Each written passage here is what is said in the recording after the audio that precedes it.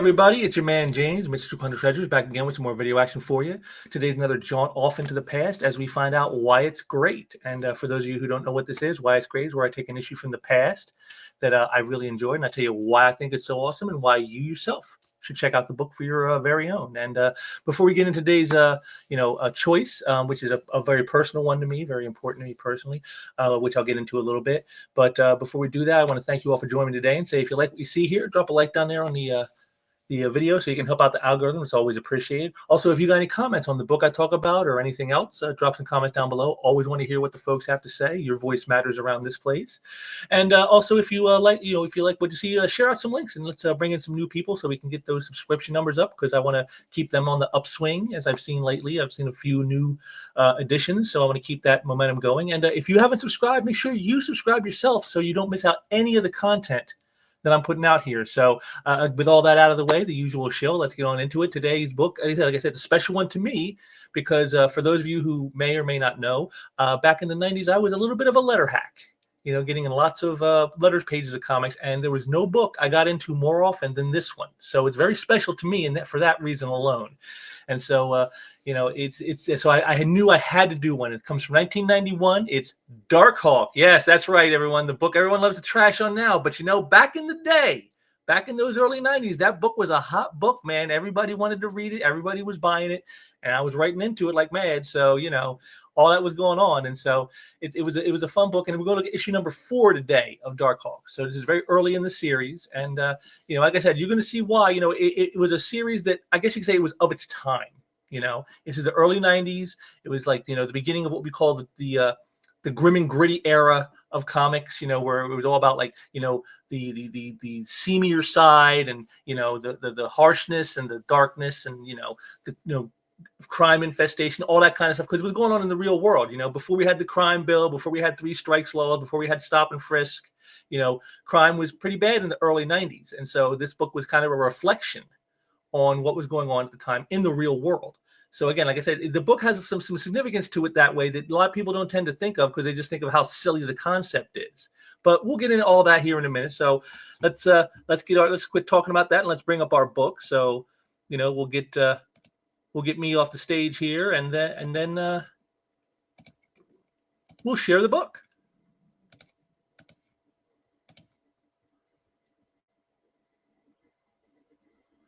And here we are, it's Darkhawk number 4, against the awesomeness of Savage Steel. Yeah, I know, very hokey name, but it was just, again, like I said, a product of its time. And I just, you gotta love Mike Manley's art. I mean, look at this. I mean, the bigness of it all, the great big powerful figures.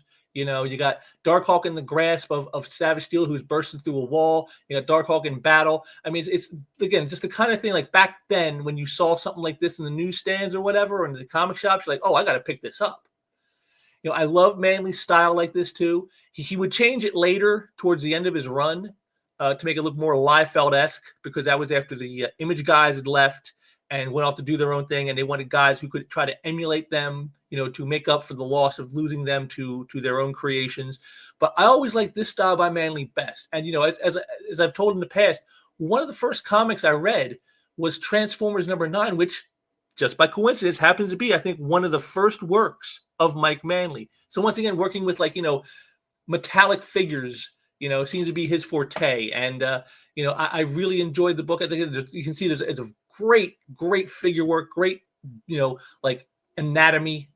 Even in this armor, you can see that like Savage Steel, you can see he's big. You can still see the musculature, with the color and everything else showing that off. I just love that. Very menacing cover. Like this stares you on the newsstand. You're going to want to pick it up. And so Manly stuff, I've always liked it. So and this cover is a prime example of the power that he has in his style. And so let's get on into it. And we start off here with this page right here. Of course, it's the classic gearing up page. It reminds me like the Rambo scene in First Blood Part 2.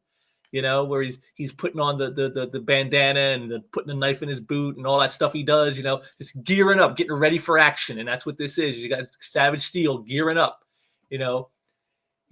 tonight we shall see if the time and money have been wisely spent. Tonight, the world will meet savage steel, and no one will stand in my way. And what's this? What's this he's stepping on? Oh, it's a Daily Bugle talking about how Spider-Man and Darkhawk defeated the Hobgoblin. So, gee, you see right there, right from the get-go, they're kind of setting this up, And then we come to our splash page here. You can see, and again, another thing I liked Manly being inked by Ricardo Villagrán.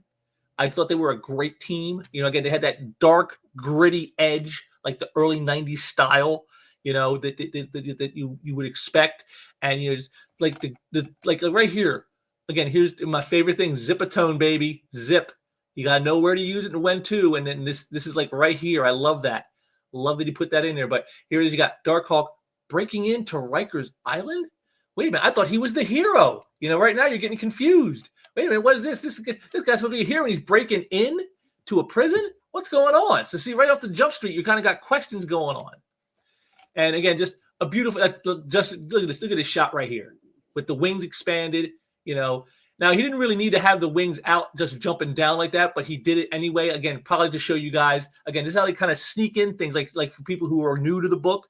He has the ability, he has these wings that he can pull in and out. And, you didn't know that just by looking at that first shot, so you're going to get some ideas of his powers. And that's what they're doing. You saw super strength. Now you see some kind of like flight or gliding ability, so that he has these powers. And I love how they sneak that in. Again, just a great figure work shot right here.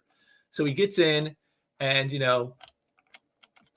he's skulking around. He goes, maybe I should have thought out this plan a little more, but I just couldn't wait. So he's impatient, and he's after something. He's looking for some information. He sees a dude, scoops him up, and he asks, I'm looking for Louis McPhee. And he goes, sure, Shell Block 3. And he goes straight down the hall. Thanks. And he goes, I love this. He leaves him trapped up in the rafters, and he goes, hey, how am I supposed to get down? And just carefully, just the machismo of 90s, badassery right there. I love that. Carefully.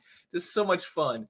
So he gets to the guy and he's asking about this guy, Mike Powell. Where is he? He goes, I don't know. His wife is a DA and he was laying in the basin, and I had to arrange a payoff to the crew of the Lilliput. And he goes, the what? So like there's still more questions around, because if you know anything about Darkhawk, he's actually a teenager who found an amulet that allows him to transform into Darkhawk. And Mike Powell is a cop who was his father, who he thinks has gone dirty, but he's trying to find out the truth. So there's like a whole big mysteries around all of this stuff. And but of course, you're breaking into a prison, you're going to set off some alarm somewhere. Like he said, he didn't think the plan through very well. And it's like, freeze, freak. And there it is. More guards. He goes, all right, I surrender. Not. Again, that's just 90s slang, baby. I remember it so well. So well, you go, sorry guys, we're on the same side, but I don't have the time or inclination to explain. You see, so there it is. He's doing the wrong thing, but we'll do it for the right reasons. Which is kind of a theme that was in the early issues of Darkhawk. He's trying to find his way as a hero. He's not sure if he should be, more like the idealist hero, like someone like a Captain America, or is he more like the pragmatist type of hero, one like say like a Wolverine who will do what needs to be done no matter what it has to be, because it's what needs to be. He's kind of treading the line on which way to go in this, and this is what you're seeing here with these actions he's taken. So one of the prisoners try to take advantage of the chaos, and then again we see him use a new power. He goes, whoa, it's like I came in to zoom focus, another power, and so it makes my aiming easy. And he takes him out, because the guy tries to get him to take him out of the prison, to break him out. He doesn't do it, but he gets shot up pretty bad. He makes his escape, and then you can see, look at the officer's reaction. Yeah, but he got away. Yeah, but he saved Charlie, and he recaptured Sykes. He said he was on our side, and another cop, yeah, I got some real estate for you, Frank. And see, and then there is, so you can see right there the mixed sort of reputation Darkhawk already has. Some are running, is he really on our side? Some are saying it's all just a fake. It's almost, again, like in the Spider-Man vein. Is he the hero or is he the menace? You got people saying he's a menace. You got people saying he's a hero. Which is it? And it kind of leaves you, in like, a sort of a quandary with the character. But of course, as we know, he didn't die there. But I found this kind of interesting and kind of, confusing at the same time. He gets on this boat. He asked him for help. Don't be scared. The kid's all thinking it's cool. He goes, I just need to lift ashore. And he's like, no need for violence. We'll get you there, And he's like, if I die here, it'll be without anybody I love knowing my secret. These people, they're scared of me. Cool. Like, again, like total teenagery stuff. He told them not to be afraid, and yet they are afraid, and he finds it kind of cool that they have like that, sort of like, I don't call it respect, but that sort of feeling of like, we got to show this guy, we don't want to give this guy any trouble type of thing. And he kind of liked that because, again, as a teenager, you love that kind of thing. You love feeling like people aren't going to try to put one over on you. So then he gets back and he transforms back into Chris. And he goes, the wounds are gone. They're Darkhawks, not Chris, just like the other times. Because whenever Darkhawks gets injured, he transfers back to Chris, and Chris isn't injured. So it's something. What's going on here? What's he again? This is just some of the stuff we see, that the mystery around this guy. What's happening? He goes, funny, no matter how much good I do, people fear Darkhawk. Shouldn't surprise me. It still scares me looking in the mirror at him. I still haven't had the nerve to, and then he gets interrupted. The nerve to what? This guy comes in, he's telling you, what are you doing? And at first, get that out of my face or I'll, nothing, sir, just got lost. Lose the swagger when you're Chris. He's starting to get a little confused even now with the transformation. He's acting like his Darkhawk persona when he's in his human form. And so, he takes off for home, and he gets home, and you can see here, typical stuff. The one brother, pretending to be the Punisher, the other one playing Super Mario. He goes, is your homework? Guys, is that your homework I see so neatly arrayed around you? And then, the mother shows up, and he goes, things are getting worse by the day. The kids are retreating from reality because of what's happened with their father, and hey, maybe playing Darkhawk is the biggest retreat of all. He's like, so now he's wondering about himself. Is my being Darkhawk just a coping mechanism for me? This is, here their coping mechanism. Is Darkhawk my coping mechanism? And of course, the mother comes in and she tells him, you're late again. Can't you think of anyone but yourself? And he goes, how can I tell her? How can I tell I was out as Darkhawk, digging up on info on why Dad disappeared, why he went crooked? What I do is important as her work. Darkhawk's important. Love him or hate him, people respect him. But plain old Chris, forget it. See, again, you got the whole thing of like the Spider-Man routine where, like, Spider-Man, he may get some respect, as like a hero or even as a threat. But like Peter Parker, everyone's always downing on Peter Parker. Peter Parker gets no respect. And that's Chris very much feeling in that same vein. Do you see what they're doing here to kind of playing up some Spider-Man vibes? Some of that early Spider-Man stuff we always used to love. So he decides he's gonna go out, because he's gonna do some more stuff. Poor kid, and he says, "Mother, a poor kid. I ought to be mad, but to see him, but to see him have to go from happy-go-lucky high school kid one day to oldest son of a crumbling family the next. If only Mike would get in touch, clear his name if he can. I don't know how long I can keep up this brave front." So see the mother trying to be strong, and she's weakening. She's not really the strong as she likes to play off as. She's playing off here. And Chris is, I couldn't tell her where I was really going. And then he goes, "What's this?" He got a note saying, "Beware the curse of the Darkhawk. Give it up while you still can." He goes, "This is the second warning I've had like this. Who knows my secret? Why won't they confront me directly? What do they know about the Darkhawk that I don't?" See, again, this is all this mystery around this stuff. He found the amulet by accident. And now ever since he's been being Darkhawk, there's these notes going around, and he's wondering, if he's doing more harm than good. There's so much, conundrums involved with Darkhawk. Just questioning problems in his head constantly. So what he does, he goes out to a bar that is frequented by police to try to get some information. He starts talking to him. He goes, "I was just wondering if you guys had any idea about my dad's whereabouts." And he goes, "Because he was a crooked cop, that's why." And he goes, "I never liked him, this guy here." And he gets in his face, and "Come on, jerk, make me mad enough to become Darkhawk right here." So again, look at typical teenager. He's getting hassled, and he just they don't have the temperament to like kind of relax about it and kind of cool off from seeing something like that. And but before the action ensues, someone steps in, another cop who is a friend of his father. And he goes, "I know you're upset. Who wouldn't be in your place? Whatever the real story is with your dad, the force is working on it, officially and otherwise. We'll find him, clear him if he's innocent. You're young, angry, but you can't do this by yourself. It'll only mean trouble for everyone." And so there it is. He's kind of like laying out the score here. And he goes, "He seems like a good guy. Helped me out the other day. Maybe I could tell him about the Darkhawk. But what would he mean about trouble? What if he's just involved in the same scam Dad was in on? No, I've got to stop thinking like that. I can't assume the worst about Dad until I find out the whole story. See, he doesn't want to believe that his father is a crooked cop, but there's so many unanswered questions, and he needs the answers, and he's going to find them, one way or another. So here he is back home, and he's going to work up the nerve to transform, and the bullet wounds are all gone. He knew it all the time. You can see he's like nervous about it. Because he's not sure. Every time Darkhawk takes damage, and then when he transforms back into Chris and then transforms back to Darkhawk, the damage is gone. But he's not sure. Is that just a temporary thing? Is that just luck? What is this? Because again, he doesn't really understand the powers he has and what Darkhawk actually is. He goes, but here's the thing I've been avoiding all along: looking under the helmet. And this is one of the big things that ran through the series is, what does his face look like under that helmet? He goes, guess I'm scared that whatever's under there, I could be stuck as it forever if the switch ever doesn't work. And before he can pull it off, his brother interrupts him and he tells him the time. He's like, oh, I'm late. So again, Chris takes off, and he goes, I'll be back before 12. And he heads out, here it is, the Lilliput. Took me an hour on the phone to track down McPhee's clue, but I did it. It's at the Marine Air Terminal. And you can see right here is the guy's unloading some drugs.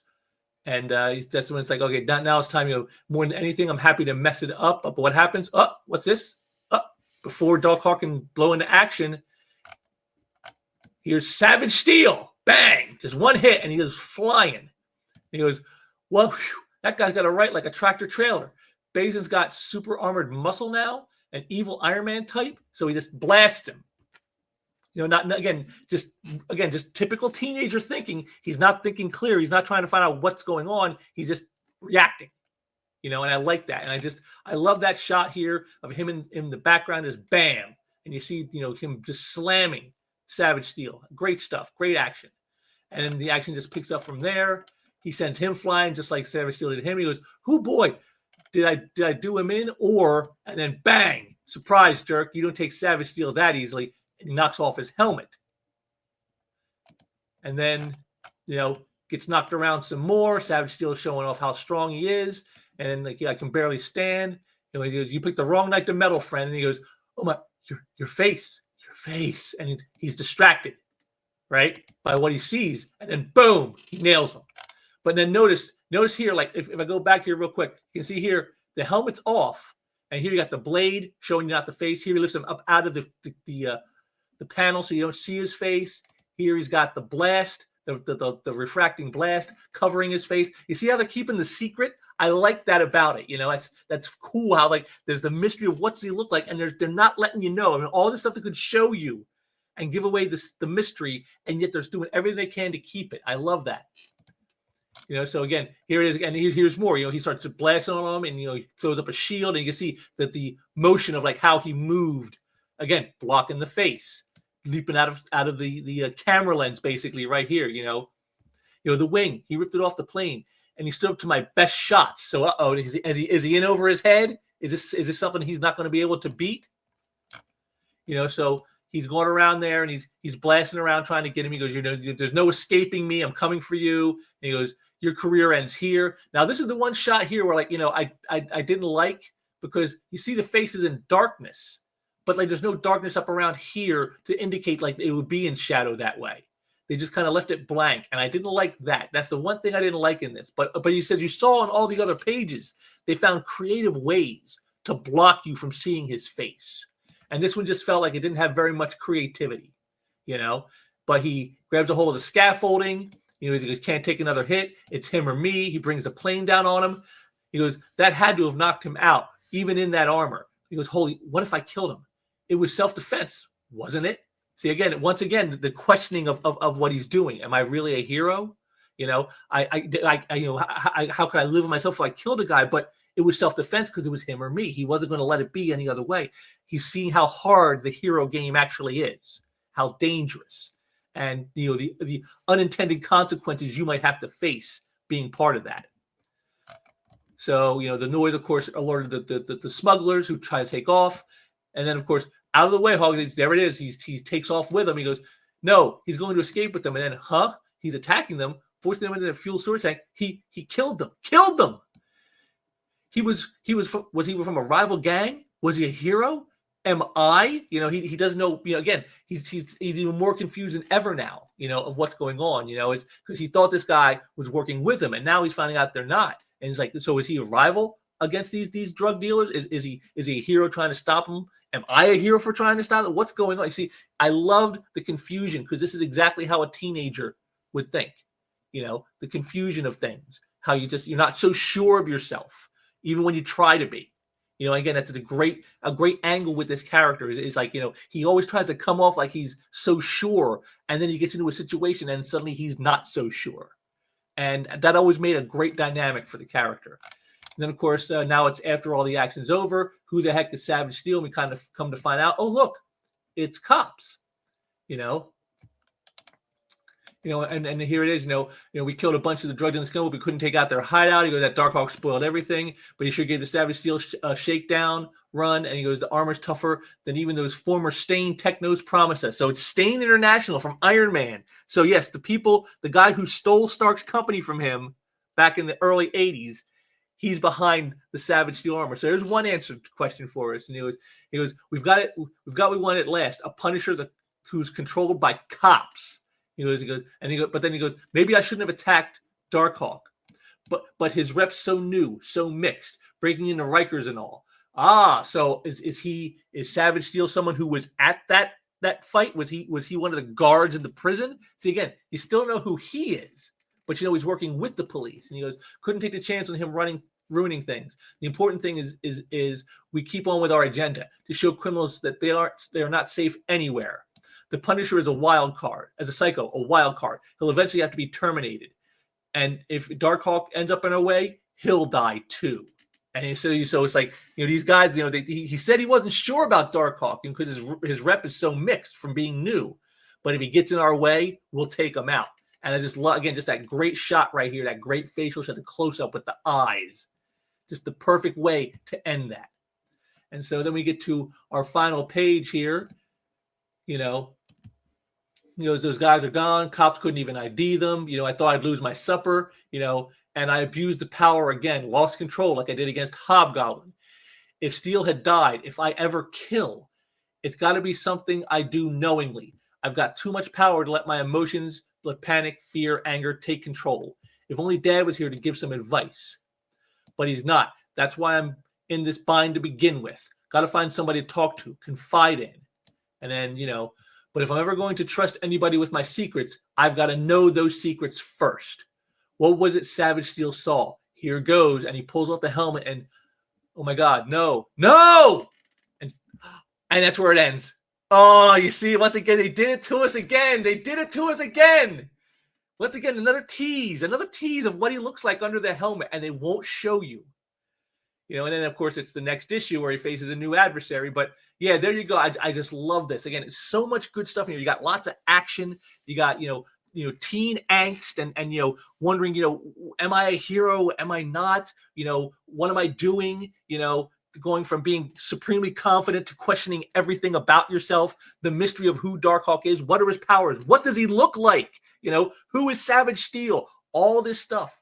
And you don't get any of those answers in this issue, but yet it gets you thirsty. You're like, oh, I got to get the next issue. I got to find out what some of this stuff is. And that's what made the book so great. Danny Fingeroth did a great job, in the early issues like this with the mystery of who is Darkhawk, what does he look like under the helmet, what's he really about, all that stuff. He did a great job with this stuff. Really kept the story going. It never slowed down.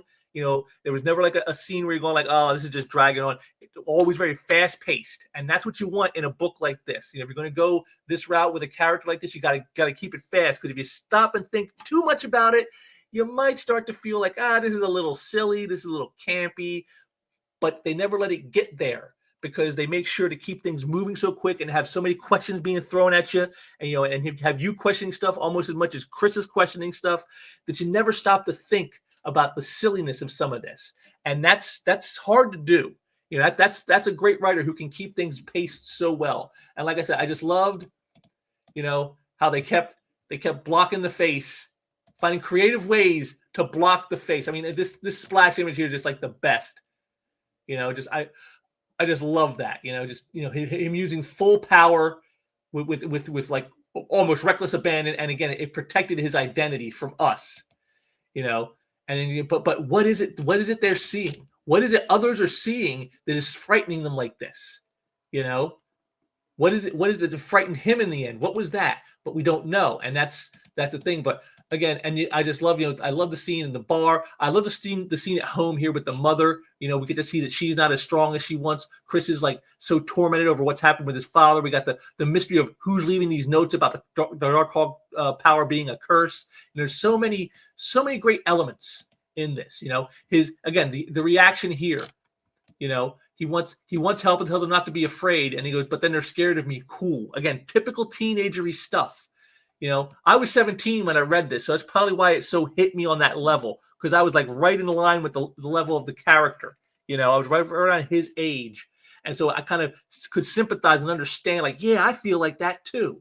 And it's just very much a Spider-Man vibe with some of this. He's kind of doing things, and he's questioning things, and he's just no one knows what to make of this guy. Is he a hero, or is he a villain? Is he a hero on our side, or is he someone who we need to, who's a menace to society? And he's just very, his reputation is as mixed up as he himself is, and I like that about it. Again, just beautiful work by me. Like I said, this shot right here is probably my favorite in the book. Just a great shot of the character in all his glory. And again, it wasn't even necessary to do the wings in the scene, but they did it just so you would see them. Because if you notice, throughout the rest of the issue, he didn't use them. So this is the one scene that they used it in, so that you would see them. And again, I like that. I like to make sure that you keep seeing the powers. You saw the new power he had with the zoom vision and all this stuff. So you were learning about his powers almost as quickly as he is. And I just love it. Great stuff. The Savage Steel story, again, the Rambo intro, I love that. The Rambo gearing up intro, a very fun way. And again, the classic 9-panel grid, I love that. Just good stuff. So yeah, Darkhawk #4. You can't go wrong with it. I thought the series at least the first couple years were just stellar. It's a lot of fun, a lot of great story work in there, a lot of great work by Mike Manley and Ricardo Villagrán. It's definitely a series that I think, again, it was a product of its time, as I said, and people kind of laugh at it a little bit today, but I really think that the series had something special at the time, and it was like Spider-Man, but with a dark edge to it. It had a more darker edge with more questions involved of who this guy is and what can he do and how does he become what he becomes and all this kind of thing. And, the whole, urban crime thing going on because he's surrounded by it with police and smugglers and all this kind of stuff. Just a really fun book. Like I said, it's just a great series. I always loved. And like I said, I was a letter hack in it. This is why I loved it so much. I was writing in letters constantly to the book and got printed several times in the series. So, if you guys go out and do some back issue hunting, you're probably going to see a letter from your boy in there once in a while. So definitely one that I enjoyed. Like I said, just a classic 90s comic from the early 90s that just sort of like was like I said, the product of its time. It spoke to the moment, of the crime problems that we were having in the country and things of that nature, and trying to make Darkhawk the edge against crime that we need today. That's how they kind of sold it, and I really like that about it. It made it a lot of fun, and like I said, just maybe kind of silly if you look back on it now and think on it too hard, but at the time when you're reading books like this, like you saw, they just kept it fast paced, so you didn't think about it too hard, and that's a hard thing to do when you only have 20 something pages to keep people occupied. So, good stuff. Darkhawk #4, classic 90s stuff. And there we have it, another one in the books. Darkhawk #4 from 1991. Again, book that, again, very special to me, for personal reasons. But I hope you guys enjoyed checking that out. The classics from back in the day. It's almost 35 years now. Hard to believe it's been that long since Darkhawk came along, but it has. It makes a guy feel old. Makes a guy feel old when you stop and think about stuff like that. But let me know what you think. What are your thoughts on Darkhawk? Do you think he was a great character, something that really spoke to the time period he was a part of, or do you think he's just a goofy character that just for some reason just stuck around for some unexplicable reason? Let me know what you think down there in the comments below. And also, I want to say, make sure to check out some of the links down below I have in the description section for it's the playlist I have, some of the other stuff I'm doing. the artistry appreciation, and the new one I'm doing now should have been a comic. All that stuff is down there below in the description section, so you can check out some more stuff. And I will be back soon with some more stuff as well, because as you know, I'm always getting stuff going around here. I got some other stuff I'm working on. We'll see how it all breaks down, but I definitely got some stuff in the pipeline for you guys, and I'm going to be bringing that very soon. So until next time, take care.